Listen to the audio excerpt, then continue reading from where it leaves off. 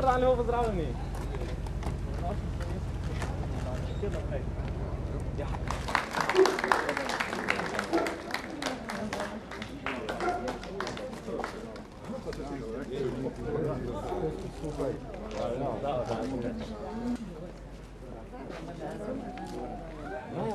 Živeli, pozdravljeni.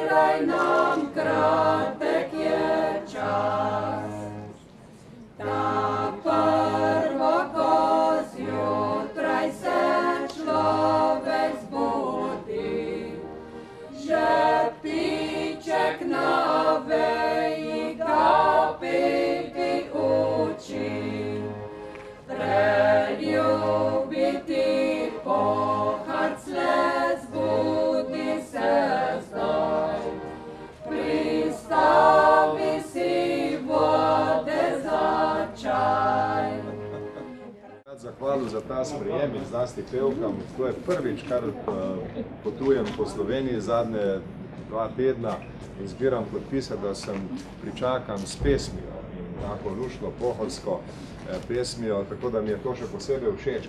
Moram vam pa povedati, da sem se s pevkami malo predno so zapele tudi pogovarjal in sem jim sam predlagal, da se naučijo ene pesmi, ki smo jih v teh krajih slišali mnogokrat pred kakšnimi 40 ali 50 leti, verjetno pa še prej, samo da se jaz kot mlad človek tega ne spominjam.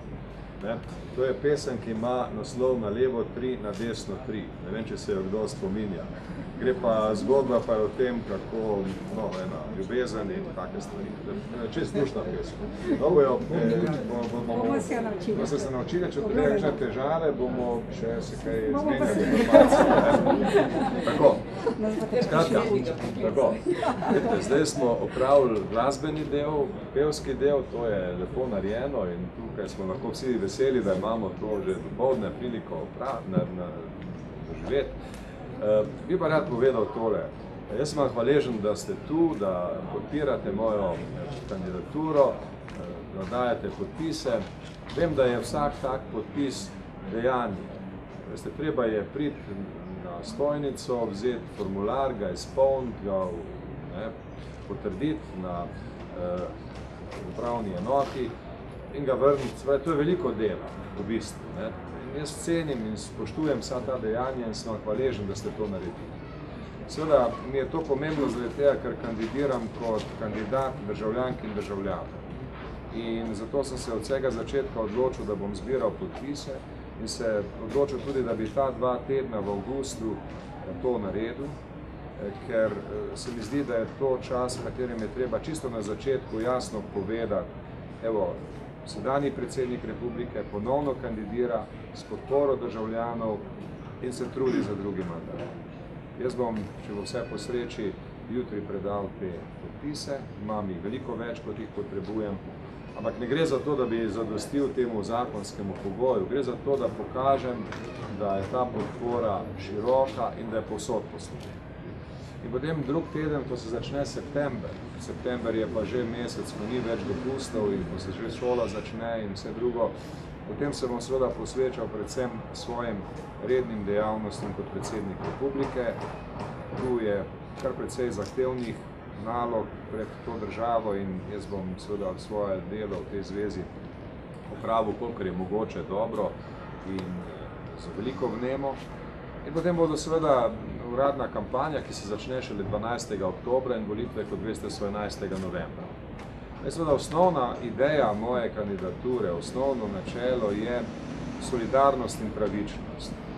Ta država je v težjem položaju, bila je že kdaj prej v preteklosti v težjem položaju kot danes. To niso najtežji časi. Vsi, ki imate dovolj spomina, veste, da smo v tej državi morali prebroditi veliko večje probleme, kot so današnji. Hkrati pa moramo to solidarnost razvijati in delati stvari pravično in kar je bremen krize, jih je treba razdeljevati tako, da so pravično razdeljeni.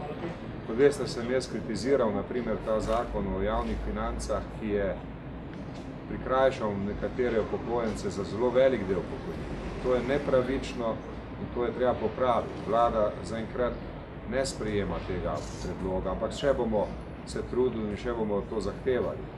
To je samo en primer. Jaz bi rad, da bi v nadaljevanju iz te krize uspeli iziti bolj solidarni, seveda bolj pravični in na ta način bolj povezani. In še to mogoče. V teh časih se veliko govori o povezovalnosti in o tem, kako mora predsednik republike povezovati. Jaz seveda povezujem. Seveda pa moramo vedeti, povezovanje je resnično takrat, ko imamo jasne cilje in ko se ve, zakaj se povezujemo. Povezovanje ni tako, da se razglasi, se bom strinjal z vsem, kar vlada napravi, zato da bom povezoval. To ni mogoče, to nikamor ne pelje. Mi se moramo v tej državi pošteno pomeniti po stvareh in resnično poiskati dobre rešitve. In na tej podlagi se potem lahko povezujemo. No, gledajte, to je tisto, kar smo hotel povedati. Še enkrat hvala lepa za vašo podporo. Zdaj pa seveda imamo še nekaj časa, pa če kdo hoče kaj vprašati, lahko tudi na ta način, lahko pa se malo bolj neformalno še pomenimo.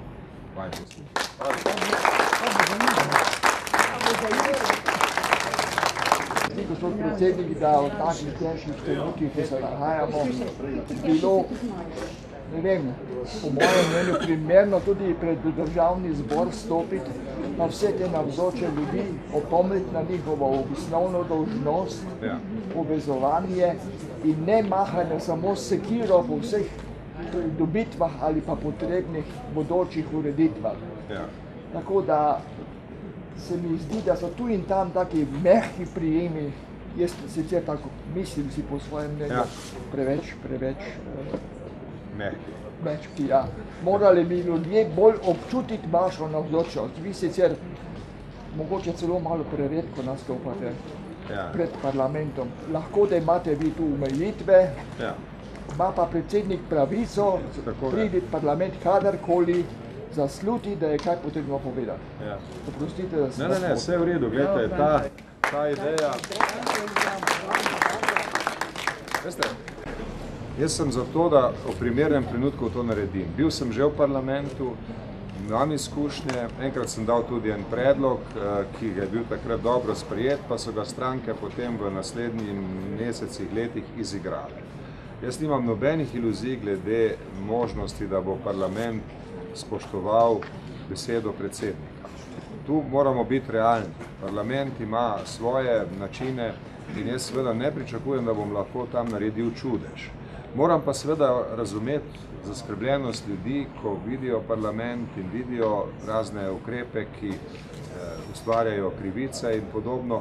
In seveda sem slišal ta predlog in bom razmislil, več vam ne morem in ne želim obljubljati danes. Moram dobro presoditi, kdaj je trenutek in kdaj lahko kakšen pravi učinek dosežem s tem. Veste, ker parlament je organ, ki je po naši ustavi najvišji organ odločanja in moja izkušnja je, da si ne pusti kaj dosti pripovedovati, kako naj dela. Tako je, to je naša kultura, politike in naša praksa ta čas. Ta se bo sigurno spremenila, ampak spremenila se ne bo čez noč. Jaz bom videl, kdaj in kako naj se v to prakso, to spreminjanje vključi. Pri naštevanju sedanjih oblastnikov o krivicah in vseh tistih, ki so krivi za sedanje stanje, vas tu in tam sedanji predsednik vlade tudi omeni.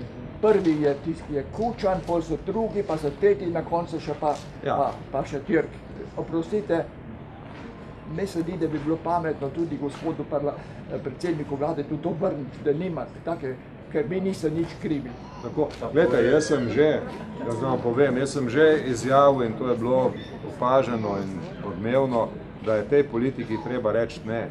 Jaz sem to že rekel in tudi zdaj nazadnje, ko sem ga povabil na pogovor, to ni bil, veste, pogovor, ki bi se samo izmenjali informacije. Jaz sem mu tudi povedal, kaj se mi ne zdi prav in kje vidim njegovo odgovornost za naprej. Ja, pogledajte, veste, jaz ne rad stopam v polemike. Jaz verjamem, zaupam v ljudi, da vidijo, da sami presojajo. Vse se vidi, kdo kaj počne v tej državi. Ne? In treba ljudem zaupati.